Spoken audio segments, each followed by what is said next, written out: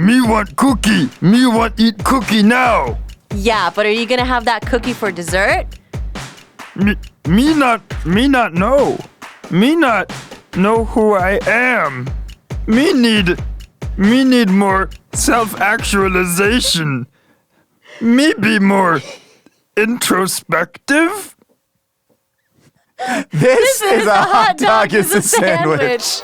Ketchup is a smoothie. Yeah, I put ice in my cereal, so what? That makes no sense. A hot dog is a sandwich. A hot dog is a sandwich.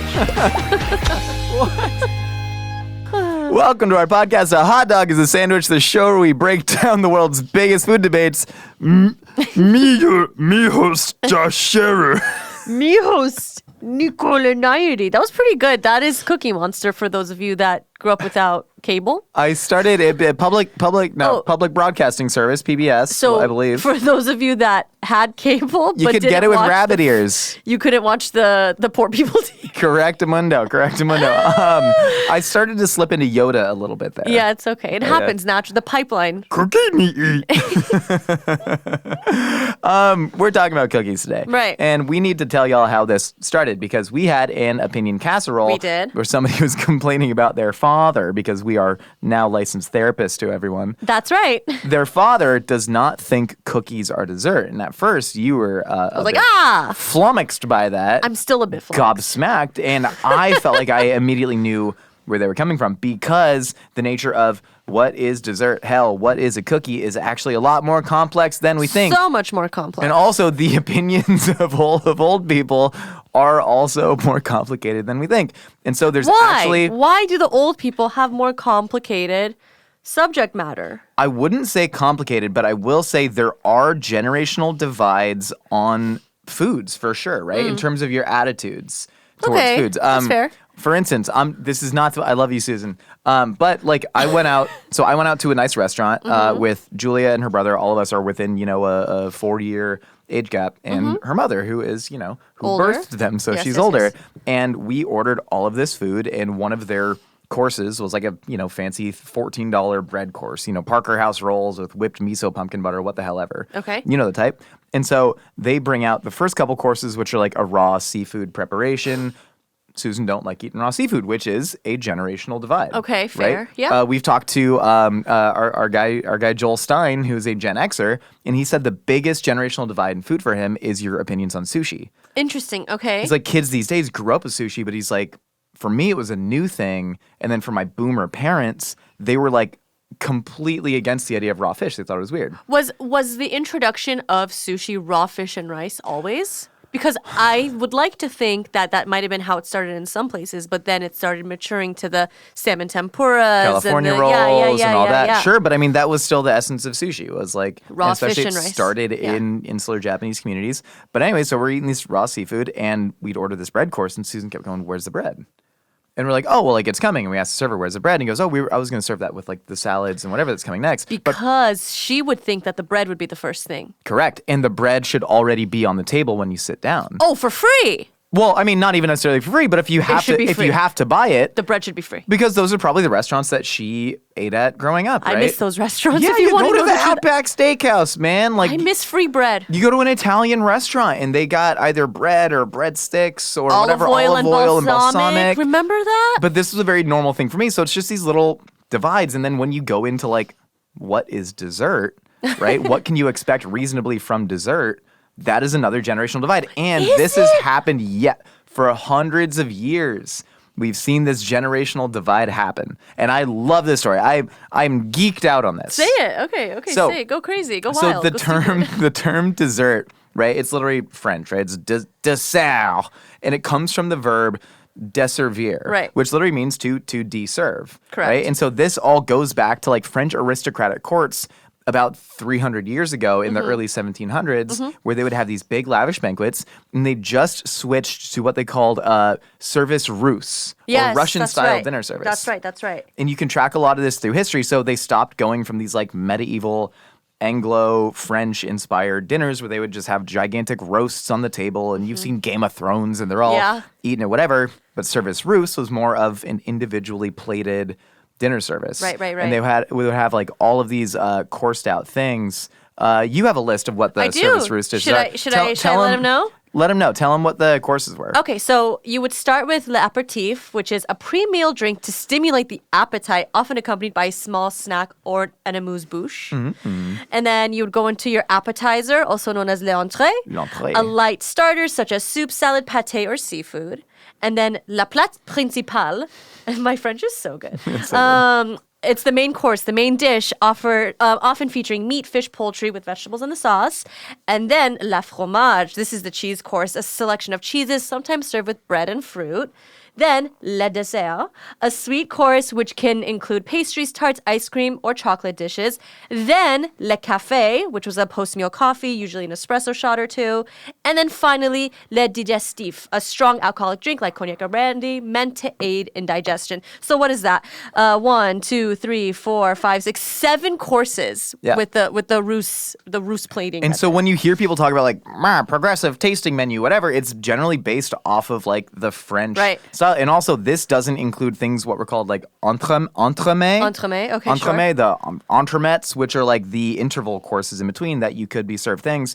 So palate cleansers. Even when we look at what if there was a 3-course meal, what would the 3 courses be? Breakfast, lunch, and dinner. What? The hell are you talking Soup, about? salad, and breadsticks. Cheese and rice. It would be an appetizer, a main, and a dessert. Yeah, and the main is normally called Entree. an entree, right? But if you look at the French service, entree means appetizer because entree literally means to enter. This is how you start the meal. Entree. But so many of the things that we even take today, if you go to a Chili's and they have a appetizer, entree, dessert special, Which they always do. Includes a drink. It includes a drink. A margarita, to be exact.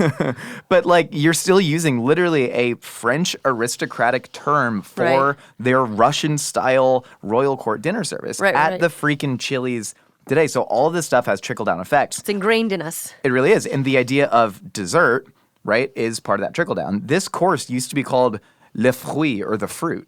They were like, this is the fruit course. Because the fruit...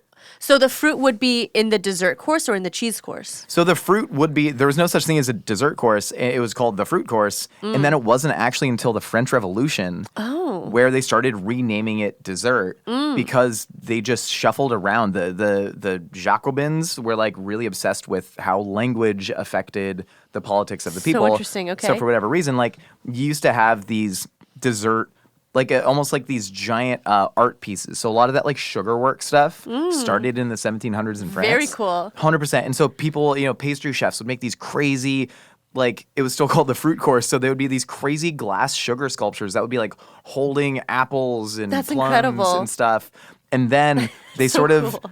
as sugar got cheaper, as flour got cheaper, as community ovens got more accessible, they started to change the nature of hey, we're not doing crazy glass sugar work here. We are making these pastries and stuff like that and serving it as a dessert course. So it kind of switched to something a little bit more accessible. And then it just continues to democratize. We even see this style of food being common in the 1800s in America. It is a bizarre amount of middle-class Americans. I'm getting a lot of this from the book Revolution at the Table by Harvey Levinstein. Great book. But a bizarre amount of middle-class families in 19th century America had servants. That tracks. And there ended up being something literally called a servant shortage as people started to get more economically, mobile. But a lot of them were like immigrants coming over from, say, Eastern Central Europe that were working in the servant economy. And so you had middle-class families trying to like replicate these 7-course service a la Russe French dinners because that's what high society still meant in America, was pointing towards the French. And so then dessert in the 1800s became an American tradition as well. Interesting. And so now here we are. So what does that have to do with chocolate chip cookies? I'm so glad you asked. because cookies, the idea of it, right? Like etymology of cookie comes from the Dutch koek. Sorry, Dutch people. K-O-E-K is how it's spelled. There's an umlaut somewhere, no? I don't know if there's an umlaut. That's really depressing. I freaking love a well-placed umlaut. Loves an umlaut. And then the I-E or J-E in Dutch is like a diminutive form, so it's little cake. Little cake. Little cake. But, baking a little sugary nugget of pastry, that goes back to like 7th century Persia. Right. Yeah. So again, what does that have to do? So what is the divide that you think where it says, why do you think cookies are not a dessert? Or do you not think cookies are not a dessert? Because I think cookies are a dessert, 100%. I think they're a dessert, but I have a lot of empathy for people who think that they wouldn't be. But they're a sweet treat that you enjoy typically after a meal. So by default, they're desserts. I feel like you need... I'm becoming the most annoying reply guy, debate me. But no, I think you need data to back that up. To say typically enjoyed after a meal. Of America's cookie consumption. Our whole lives we've been told, don't have a lot of sugar before dinner. You'll what? You'll spoil your appetite. Exactly. Okay, so... Oreo. Say Oreos are like the most popular cookie in America. Okay, fair. That might be the case. I'm not sure if it is. What percentage of Oreos do you think are eaten after a meal? I will even say after dinner, because I think that dinner is the only meal that gets a dessert. I know like Lunchables have a little candy in their thing, and kids will get a sweet little treat at lunch. Right. But I think dessert is a function of dinner. Dessert is a function of dinner. Okay. So are you saying that an Oreo is a snack? Yes. I think an Oreo is more commonly associated with being a snack. So you would compare Oreo and Chips Ahoy, the little ones you get in the blue package, the 6-pack I like the chewy ones. They taste like the good chemicals. Oh my gosh, I love chewy chocolate Chips Ahoy cookies. Did you know this about me? No. Oh my god, I could shove them in my mouth at all times. They taste so chewy chemically. like mochi. They're so chemically. My problem is, so you mean to tell me those kinds of products you would lump in with Cheetos? As a snack. Yes. Absolutely. What are you talking about? Hear me out. I'm going to start going crazy here. You ever read Medi-eval recipes? I'm sorry, say that slower. Do you ever read Medi-eval recipes? Medi-eval? Do you mean medieval? I say Medi-eval. You say Medi-eval, like meta-evil. It's spelled Medi-eval. Oh, just because it's spelled one way doesn't mean you have to say it that way. I say Wednesday in February. Yeah, I'm as sure well. you do. They're sure spelled you like do. That. We were just talking about. I haven't gotten a diagnosis for what this is yet, but I'm trying to figure it out I think one you're day. great. Whatever you are, you're great. But if you read like Medi-eval recipes, It's medieval. It's not medieval. It's not in the middle of the evil. No, it's Medi-eval. Anyways, I'm sorry, I don't agree with it's you like for once. mischievous. It's not mischievous. It's not mischievous? No, there's no I in that freaking word. It's mischievous. It bothers me. You bother me. What were you saying? Yes, have I seen medieval, for the sake of this conversation, medieval recipes? Yes. You look at a medieval recipe for like a lamb stew, and it's like almonds, raisins, apples, sugar, cinnamon, stew it with the meat. That's like if you replace the meat with rice, that's rice pudding. That's a dessert. Yeah, but there's a savory component to the meat. There's savory, like rice sweet or savory? It's nothing. It's just bland. But like, why is meat savory? Because it has MSG, naturally occurring glutamates that we it's not a equate terrible, umami. That's a pretty good point. It's a pretty good point. We equate umami with savory. Typically. I don't know where to pivot from here because I got Oh yeah, you didn't think I was gonna pull out the monosodium glutamate, did you? He never thinks about it, but I always do. My general point that I don't think there is as strict a divide between what a sweet food is and what a savory food is. So when you're talking about a Cheeto and an Oreo, sometimes you might be craving something savory and craving something sweet. Okay. But sometimes I'm craving an apple, sometimes I'm craving an orange. They're still fruit. An apple and an orange are fruits. They are sweet. Sure, but sometimes I'm craving an orange, sometimes I'm craving a carrot. And I go check a fridge. And those are both sweet. Sometimes I'm craving an orange, sometimes I'm craving, I'm never craving celery.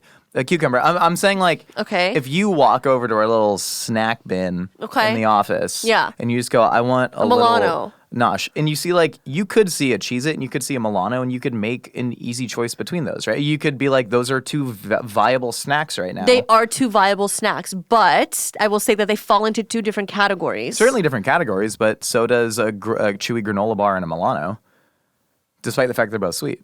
I would consider those both to be sweet snacks.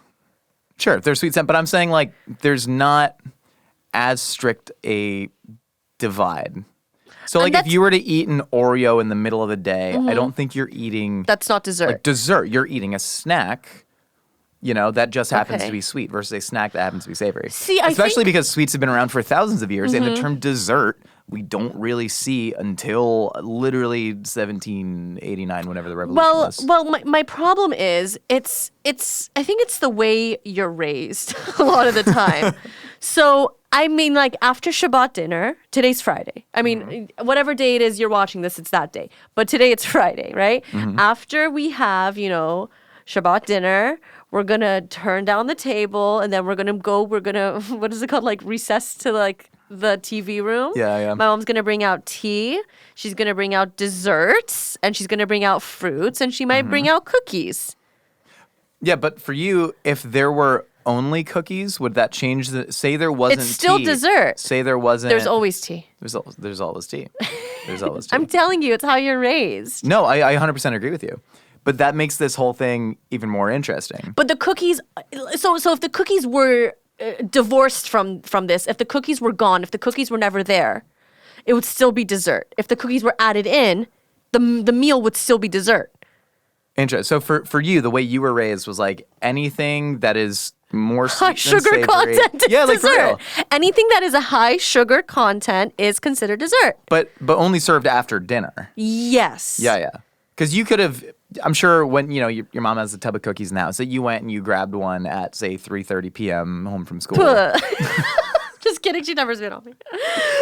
But you know what I mean? Like you weren't like eating dessert at that time. Dessert is predicated on the fact that you just had. So the cookie from the tub at 3 p.m. it's not dessert. It's a sweet treat. But do you consider a little sweet treat to be mini dessert? Like you're cheating God, like you're cheating the system. Yeah. No, because I think that's not the way that sweet treats have been treated throughout the entire world, throughout history. Like a little piece of chocolate. Okay, here, let's do a lint truffle. Okay, a lint truffle. We got these little lint strawberry cream truffles. Oh my God! Injected directly into my veins. Nesquik. Sorry, go ahead. You know what is with a side note? Why are you and I so obsessed with fake strawberry flavor? Why is it so good? I think it's because strawberry Nesquik was so There's some big. sort of like freaking alien brain response you and I have to fake strawberry. Maybe we have a parasite that there's like one pheromone or chemical in fake strawberry. Cats. We have cats. That's it. It's having the cats. I freaking love fake strawberry. Okay, sorry. What was I saying? Lint truffle. You're talking about a little piece of chocolate. A little piece of chocolate before like after lunch. What is that? It's a little piece of chocolate that you ate. It's not like dessert. I don't think so. So I think I tell myself if I have a lint truffle after lunch, it's like a little dessert. It's not dessert. If you ate dessert.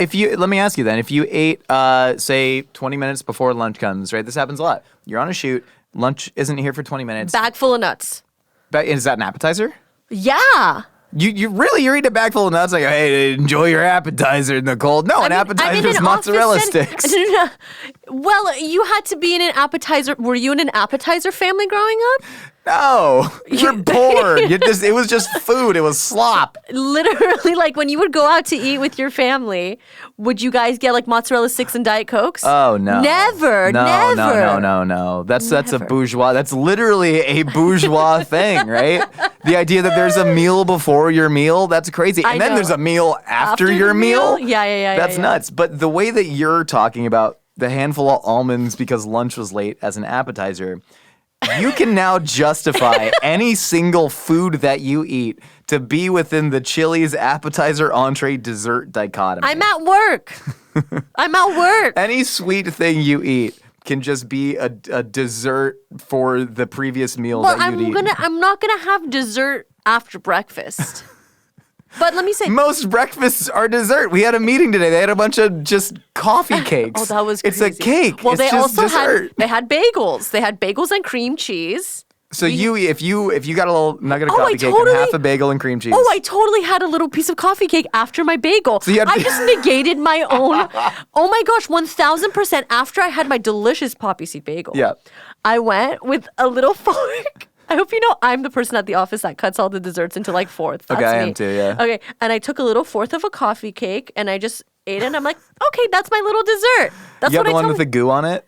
Oh, the cookie dough goo? There's some sort of cookie dough goo on it. I saw it and I said, Yeah, I didn't like it. I I tried it. It wasn't had the great. coffee cake one. Yeah. But see, like I had a little bite of something sweet after my savory breakfast. But do you think you could reasonably call that dessert? Instead of just a little sweet treat that you ate. We could. If there's somebody out there that's just hungry. saying, hey, if you're saying sweet treat, that's synonymous with dessert. Sweet treat whatever. is synonymous with dessert for But not me. to this person's dad who said that I cookies don't aren't care dessert. about this person's dad. I'm talking to you, Josh. We're going back to Susan, all right? So check it out. Anytime Susan comes over for dinner. And no, so Julia, tell my me, lovely tell wife, me. she grew up in a household that ate dessert every single night. And So cute. a big East Coast Jew thing, Entenmann's coffee cake. Oh, yeah, all yeah. the Entenmann's family of products. I grew up with that too, but we didn't eat dessert every night, obviously. But like that is a thing for her. Like the meal is not complete until there's been some sort of sweet thing. And I think for Julia, in the way that she was raised, which is reflective of how her parents were raised, right? It has to be some sort of like cakey thing or pie-y thing or a fruit-based thing. It's almost not a more cookie? of a composed dish than a cookie. Oh my goodness, this is so interesting. I know. So I'm picturing this person. I don't know where they grew up, this father, that like, just gets a cookie on his plate. And he's like, well, there needs to be like, where's like the cream? Where's the ice cream? Where's the like, sauce, so whatever. extravagant. I agree. But also if you're talking about like, something I really respect about the way Julia grew up was like family time as like a ritual was really important to them. That's how my in-laws are too. They love to eat together all the time, and you have to be there at a specific time. But even when you said like there's always tea, right? Oh, There's yeah. always tea after the meal. Yes. That's an Absolutely. important ritual family time, That right? is, yeah. And you literally desservir the dinner table Right. go to the family room Right. and have your tea and your dessert. It's a continuation of the dinner ritual. Right. And so for this person, a cookie could be seen as like Disrespect? breaking that ritual because you're just eating okay. with your hands mindlessly as opposed to like Being enjoying a little intentional dish. and like talking. But see, guarantee you if that mother effer had a bowl of Jell-O, he would have gone, yes, that's dessert. Guarantee you. really? Guarantee you. My mom used to make Jell-O with pomegranate seeds inside. It's awesome. My mom's Jell-O was the bomb. She hasn't made Yeah. it in like 15 years. It's not in vogue anymore. Very sad. Gosh, Josh, I'm just like thinking because I think my whole life like dessert was like a bad thing. You know what I mean? Yeah, it was like sweets equal bad, and it's Yeah. unfortunate, but it's true. Obviously, I'm older now. I'm 30 now. I'm breaking up with that part of growing up. But my thing is like I think a cookie equates dessert because it's a sweet treat. Yeah, is it like not the most high end? Is the effort not necessarily 100% there? Yeah, but I think it still qualifies. Like cookies and milk, what a fun little thing to do for dessert with the fam. Cookies and milk, milk's favorite cookie, Oreo. Yeah. I equate cookies and milk. I'm trying to think back to my like richer, waspier friends growing up. Mm-hmm. Like you would finish basketball practice at 4 p.m. Mm-hmm. and dinner wouldn't be till 6:30 or 7. You'd go over to their house Mm-hmm. and their mom had cookies on the counter as an entremet. Right? Not, but like as a little snack, right? Okay, I'm thinking about cookie jars in like white people's homes. Yes, white people love cookie jars. White people love, you know who else is? The Kardashians love cookie jars. There is definitely a socioeconomic argument to be made there that they're trying, you know what I mean? What? Adopting the practices of what they view as white rich society and having cookie jars. Yeah. Oh my You know? gosh. I don't know, do you have a cookie jar in your home? Is that like a big What? I don't know. No. That's what I'm saying. I never had a cookie jar. But like the concept of a cookie jar has Yeah. been around forever. Like not I forever, but wonder since who we've been invented the kids. cookie jar. Are we Can you associating Google- cookie jars with whiteness? Is that Can you problematic? Google that, Jamie? Yeah, why do white people love cookie jars You know so what much? song I love? You know the song the Can't Keep My Hands Out the Cookie Jar with the Gym Class Heroes guy? So I'm thinking like the house that I got a lot more of my food culture in, they capture American Kitsch. American Kitsch says, this is upsetting, but that reads white, right? I don't know. know? Something about cookie jars. I would say so. Yeah, something about Yeah, cookie yeah. jars are just like white, rich white people that I went to school with, just like you did. Yeah, 100%. I will say the house that I got more of my food culture from than my own was a Gujarati household. Yeah. And you think about like Indian sweets, right? You know? Oh, sure. Like they are they never had one cookies? typically eaten after a meal. Not good. Like so many Indian sweets, which I love. Gajar halwa. Okay, yeah. Right? Yeah, yeah, It's like carrot. It's carrot that's cooked down. Yeah, with with, a like, bunch of syrup sugar. and stuff, yeah. But so much of it is just like some sort of flour, some sort of like ghee, butter element, sugar, nuts, and fruit. And Okay. it comes together in just all these beautiful amalgamations. Now, my question is, would Deep's mom, who we're talking about, would Yeah. she ever buy like pre-made cookies from the Indian market and she would No. just pop? Absolutely Never? not. I don't believe No, you. but she had jars of like savory like snacks and stuff that she would also make.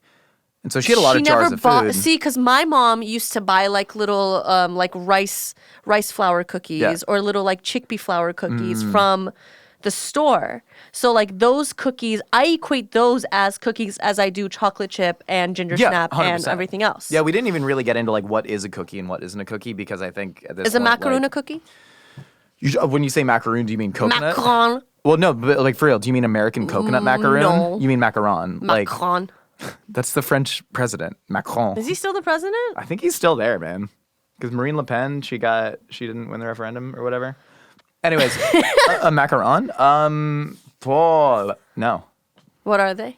Dessert? confection. Confection. They're too delicate to be a cookie. Just egg whites and almond flour. But then is a coconut macaroon not a cookie? You know what I mean? 'Cause Yeah. it's the same. I think dish. I think I've been just so desensitized by those damn coconut macaroons my whole life, especially during Passover. I love them. I love Are a they coconut Passover? macaroon. Passover? Yeah. Manischewitz just makes. Disgusting. Really don't know. Manischewitz, which is like the Jewish brand. it's just the it. one that they It's carry in it, yeah. stores.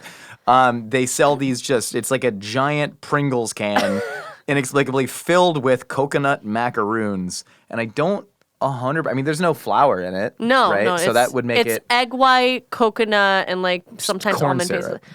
I actually bully Maggie every time she brings them for Passover. She like brings them to the office and I go, ha ha, you brought macaroons and she's not here today. They're so good. But I literally bully Maggie all the time. Maggie, if you're listening to this, sorry, I bully you about your tin of macaroons you Okay. bring every Pesach. If we reframe this whole cookies aren't dessert debate, I have heard people say this phrase multiple times. What's up? Fruit isn't dessert. Sorry, I have sciatica and I have to readjust. Fruit is not dessert. That's something that people will Fruit say. is dessert. I agree with that entirely. I love And fruit it's like for from dessert. the fruit course literally turned into the dessert course. Every time Well, also all of these. I'm sorry to interrupt Go you. ahead. I'm so sorry. Well, to be fair, I feel like the fromage, dessert, cafe, and digestif has all condensed into one course, being dessert. Sure, correct. Yeah, They've because all if you're condensed. if you're going on the Chili's appetizer, entree, dessert, Which we trichotomy base here, everything off of. Yeah, so the entree, the amuse bouche that turns the appetizer, the entree and the plat principal, those have now fused. You know, like you kind of mash things together. Your entree can be a pasta, or it can be a steak, Or it could be crab rangoons. or no, that's your appetizer. No, but have you ever gone out with someone who like Getting crab rangoons is a main. Have you ever gone out with people that get appetizers as their main? Oh yeah, I mean that's. Those people exist. I That's don't me. like them. That's me. I'm Oh. only ordering from the small plates.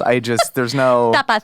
But yeah, like you're going to Chili's. It's like, no, I'm not gonna get the like chicken breast with mushroom and Swiss. Yeah. I'm gonna get 19 orders of Southwestern egg rolls. Have and you had the something triple fried. dipper? Yeah, the triple dipper combo. Have you gotten the mozzarella sticks? All three different kinds of mozzarella sticks. Bro, the Nashville hot mozzarella stick. Mm. Last time I was at Chili's was Valentine's Day, and there were Nashville hot mozzarella Sweet. sticks. Yeah, I know. I went with my friend to go gossip a little bit.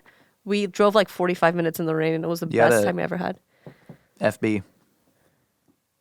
FB, you're going to Chili's on Valentine's Day. FB? FB. So if What we're does that talking mean? about Front to back? Jamie, you're picking up what I'm putting down, right? Yes. Yeah, yeah. What does that mean, FB? So are cookies dessert?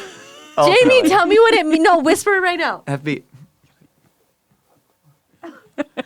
Oh! Filled with grease, your hands are spicy. Ew, you do that? Yes, Ew. almost exclusively. I think it's really important You to do remain, that? retain intimacy. Yeah, but then also you can still throw Ew. down at dinner. I think it's really important. So cookies. Oh, a thing I didn't get to say, and I need to say it. Oh, sorry. Go. Cookie and tortilla are the same word. Oh, yeah. Cookie just means little cake in Dutch, and then tortilla just means little cake in Spanish. And then what does torta mean? what torta? Tell people what torta means. You gotta FB with the torta so you can really go throw down at the Chinese buffet. Google it. So, Josh, are cookies a dessert? Yes or no?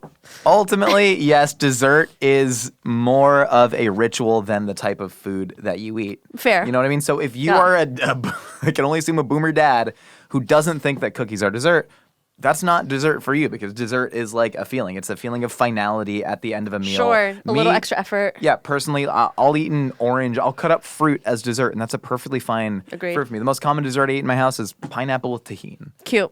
But it's the ritual that makes it. Cookies are dessert, and I don't care what you have to say, boomers. Life gets busy, but that doesn't mean you have to put your language learning goals on hold. With Rosetta Stone, you can practice anytime, anywhere, whether you have 5 minutes or an hour. Yeah, I've been doing the old lunch and learn. Oh, yeah? Yeah, you know how sometimes I put on shorts and walking shoes and sunglasses? Yes, your hot girl walks. My hot girl walk. So what I've been doing is I've been practicing my Spanish with Rosetta Stone on my little mobile app. Love it. And I'm just walking out in public just going, hola, ¿cómo se llama usted? Very good. And thank you so much. And then sometimes people will answer me.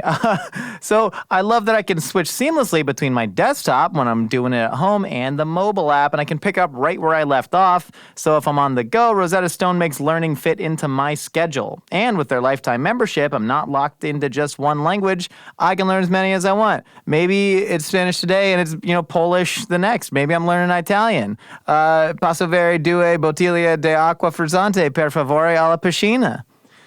Wow, the possibilities are endless. See? Don't wait. Unlock your language learning potential now. A Hot Dog is a Sandwich listeners can grab Rosetta Stone's lifetime membership for 50% off. That's unlimited access to 25 language courses for life. Visit rosettastone.com/hotdog to get started and claim your 50% off today. Don't miss out. Go to rosettastone.com/hotdog and start learning today. Or as they say in Italy, grazie. All right, Nicole. Put your headphones on. No, I don't Fine. need them. All right, Nicole. We've heard what you and I have to say. Now it's time to find out what other wacky idiots are rattling out there in the universe. It's time for a little segment we call Opinions Are Like Casseroles. Josh, before we get into that, let's play This or That Cookies. Are you ready? Let's do it. Okay. Chocolate chip or snickerdoodle? Snickerdoodle.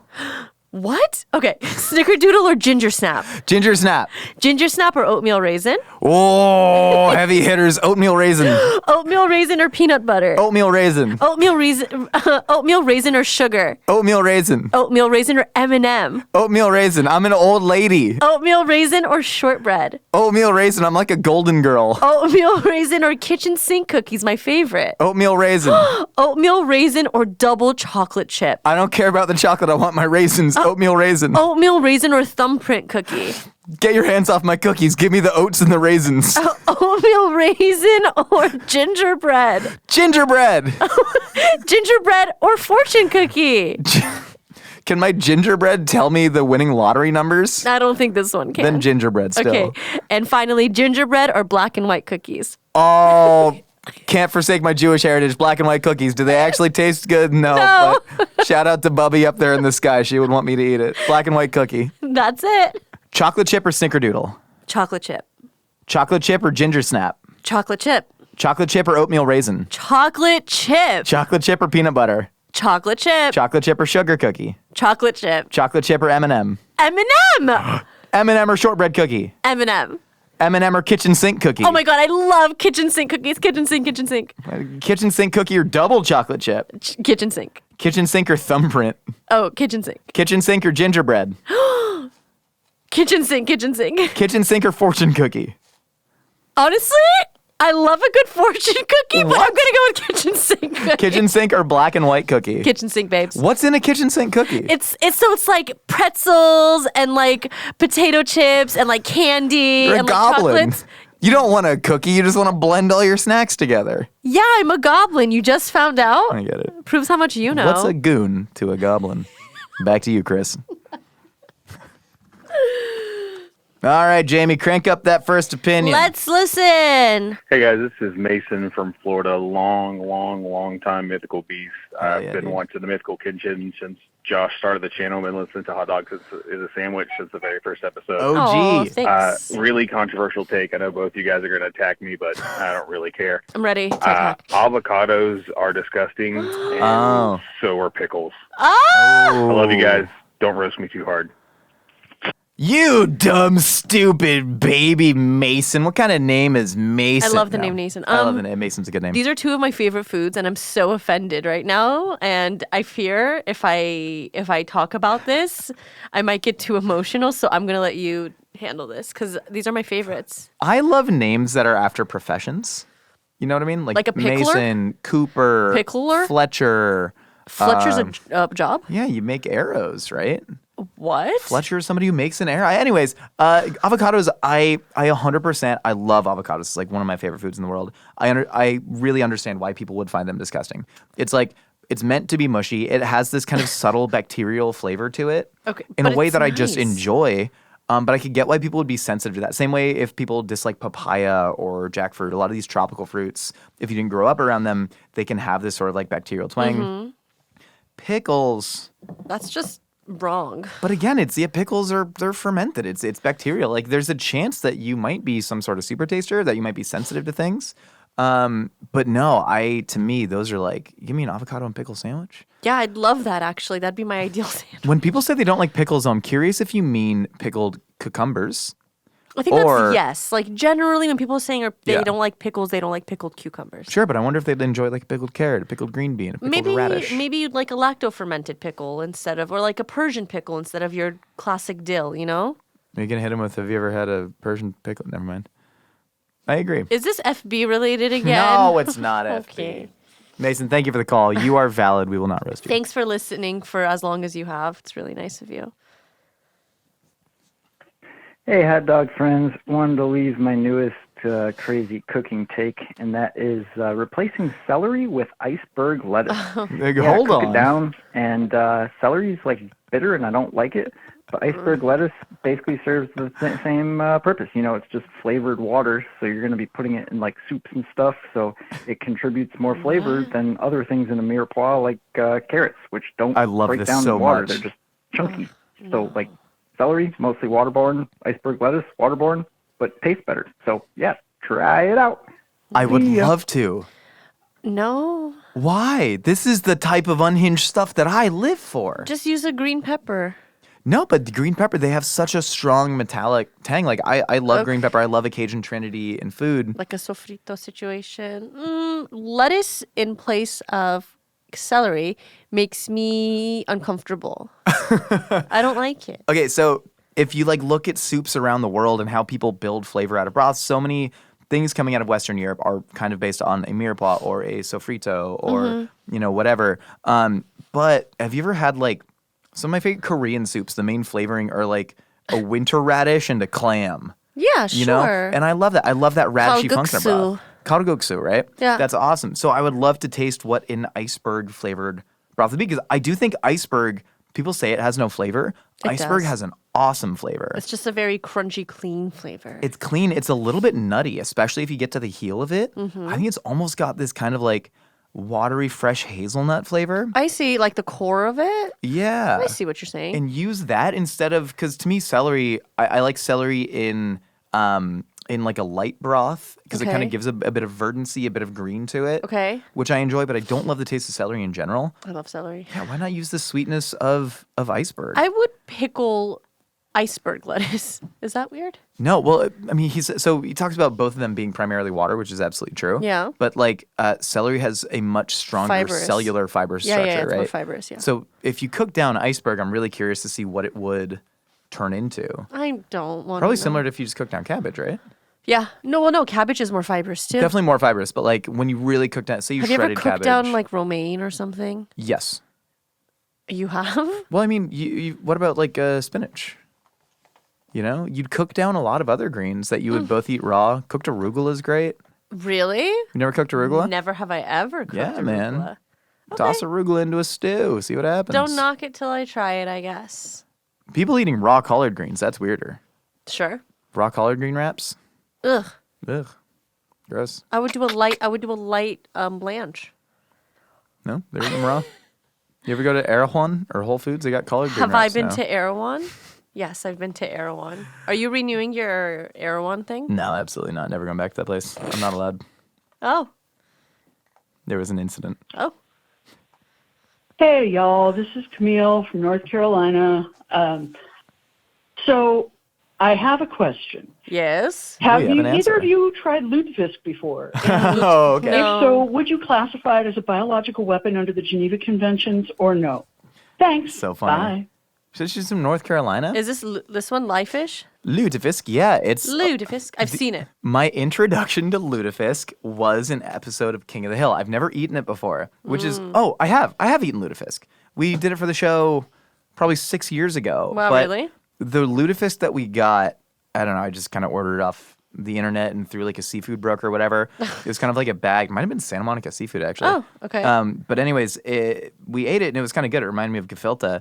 And then somebody that had proper lutefisk in Minnesota, it's this like Scandinavian thing that is now big in like the North Dakota, Minnesota, big Scando areas in Okay. America. They ate it and they were like, this isn't real lutefisk. So I don't know if I just had, Well, what is Tell the people what lutefisk is. I don't know the exact origins. You're Googling it out here, but I think It's live fish. yeah, you preserve fish with lye. What is lye? Lye is an extreme basic solution, right? It's a strong alkali solution. Yeah.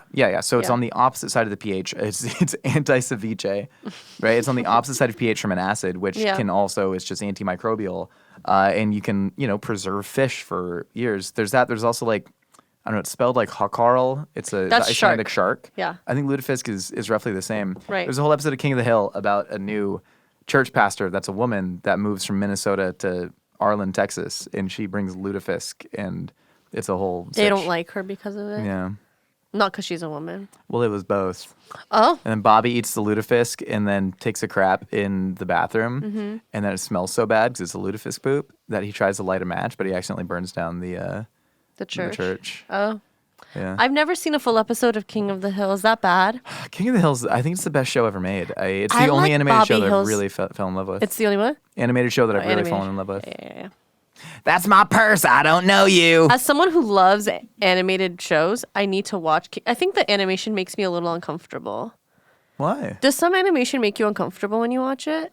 You mean the actual like drawing style of it? Yeah. Some drawing styles Yeah. are so uncanny valley to me. I'm just like, ugh. Like, I can't watch Daria because it's the same style of animation. Oh, you're I right. can't watch Beavis and Butthead, same style of animation. Yeah, well, Beavis and Butthead, same creator, Mike Yes, Judge. it is Mike Judge. But I love Mike Judge stuff other than his animation. Sorry, Mike. I know you're listening. Super fan. God, we love Mike Judge, man. I do love Mike Judge. Idiocracy, Yeah. Dodgeball. Idiocracy is one of my favorite movies of great. all time. Like, well, was Mike Judge Office Space too? I think he was. I'm not sure. He was Office Space. Yeah. Silicon Valley. I can learn to love the animation Mike Judge. Next opinion. I'm gonna look up Mike Judge's. Hey, y'all. Love the show. Greg from Philadelphia calling.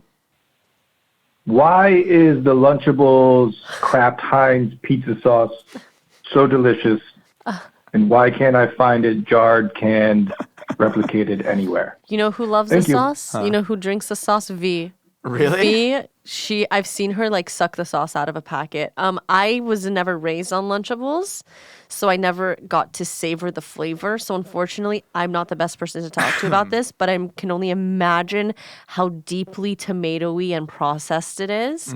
So I wish for you to get that similar experience. I would say look into pizza sauces instead of spaghetti sauces, like jarred pizza sauces. If you go to like a Walmart, try to get like the Great Value, or if you go to Aldi, go to like get the label from the grocery store. You'll get close, I feel like. Sugar. The answer is sugar. Yeah, it's the 80% sugar. It's sugar. It's just sugar. Yeah, you're like a hummingbird. Ultimately, you just want the sugar. Oh my gosh. I get it. It's good. Speaking of hummingbirds, I've had 3 hummingbirds come into my house within the past week. They just come into my house and they like explore my house and then they leave. You're either going to get rich in the next couple months, or you're gonna die. Oh. Yeah, that is an ancient Greek omen if I've ever seen it. 3 of Hummingbirds them? circling around you. Yeah. Literally, it's so crazy. They like literally come into my living room and they circle for like 5 minutes. And I try to like get them out, but they just can't. Don't get them out. Don't get them out. Then you're definitely gonna die. If one of the hummingbirds has a snake in its little talons, No snake. then you're actually about to found a great nation. Okay, I'll Yeah, keep and an you should eye plant out. the flag right there. I'll keep an eye out. Yeah. Okay. So Mike Judge, Daria was Mike Judge as well. I didn't I told realize you. that. I didn't told realize you that. it's the animation style. One thing about me You is just don't like Mike Judge animation. That sucks. I love it. but I love him and his storylines and his ability to create wonderful stories. The animation just turns me off. But you know what? Maybe that's just a hump I need to get over. That's something I need to just grow out of, and that's okay. I know. I think Bob's Burgers is the same for me. Where I've never. Love the animation style of Bob's I love so many things about it, and I've just never been able to get into it because I think the animation is just. See, You know, maybe off-putting. you and I aren't so different. Matter of fact, after all, we're actually not that different. Look at us. Look at us. All right, one more opinion. One more, more JB opinion. McGee. One more opinion, One more, Jenny McGee. Hey, Josh, JB McGee. Nicole. Hey, buddy. I feel like I've always been told to dump out that like stagnant liquid that comes in like canned beans or canned fruits or vegetables before interesting. eating the food. Uh-huh. I don't really know why, but every time I open up a can, my inner child who like followed rules would say, "Hey, don't drink that." So my confession is, I take a sip every time. Oh, And you know what? you're crazy. Canned tuna water, not the oil, that's a bit much, and not the solid white albacore, but chunk light tuna water is delicious. Okay. Yeah, buddy. And I don't know if I can recommend it because like Okay. mercury. Oh, you're fine. If you're But already yeah, eating just tuna. try it out. Thanks. I don't want to. Yeah, I'll do it. Screw it, I'll do it, man. Next time I open up a can of chickpeas, I'm ripping some of that aquafaba. I'll rip some of that liquid. I always rinse the liquid. I always do too, but I don't. I'll tell you what. I went to a barbecue spot in Goleta, California, and they had like barbecue baked beans, and you could just taste so much can liquid in it. It was just cans of beans plus barbecue sauce. Sounds foul. Indeed. And it might have been at a place called Santa Barbara Chicken Ranch too. Looking back, I think it was a damn Santa Barbara Chicken Ranch. I don't know what that means. Oh, come on. You people out there know. Anybody who's been to the Santa Barbara Chicken Ranch, come talk to me about it. I'm sorry, I can't. But ever since then, follow. I'm just like, I'm rinsing the liquid off the canned beans because that tastes so I always bad. do that. I've always been taught to do that. I think it gets rid of the gas too. I don't know. My mom's done it, so I do it. Yeah, we should do something about. We should do something. We should do some actual chefy testing on this because Hey man, you're in charge. You do whatever you want to do, buddy. I'm right behind you. I support you 100%. But for this person, it sounds you're curious like a cat. You just want to experience all the things in life. I think you have a little rebellious streak against authority, probably, and maybe struggle with impulse control. Yeah. Yeah. Hell yeah. Yeah. Drinking tuna water, not normal. We'll say that. Not You know, normal. I recently saw a bad. TikTok where the can says, do not throw away the oil on the top, do not throw away the water on the top, mix it in with the tuna, and it like rehydrates it. Have you seen this? No, but that makes sense. Yeah, there's some cans will say, please do not empty out the liquid out of this tuna can because it is like all the flavor and stuff is in there. I've never had that before, but I'd love to try it. Love to try it. Well, Nicole, we have that opportunity to try it. I don't know why. I thought that was going to What? lead into an outro. Anyways, we're done. We're going to stop it. I'm so hungry. I need to eat some lunch. I'm so hungry. Jesus, Do you have God, I'm lunch hungry. today? No, I have half a leftover lunch from yesterday. Oh, they got me and Mendocino I Farms. put it inside. I'm actually eating some of, I believe, Trixie's sandwich that I put my goop meat in. Sick. I put my goop meat in Trixie's sandwich. Anyways, thank you so much for stopping by Hot Dog is a Sandwich. We got new episodes out every Wednesday, new videos out on Sunday. If you want to be featured on Opinions or like Casseroles, hit us up at 833-DOGPOD1. Leave us a message, sexy. I also think you're sexy. We're both just sexy people. And always remember, FB. If you like Front videos, to back. if you like videos of us, check out Mythical Kitchen. We got a lot of other videos over there. See y'all next time.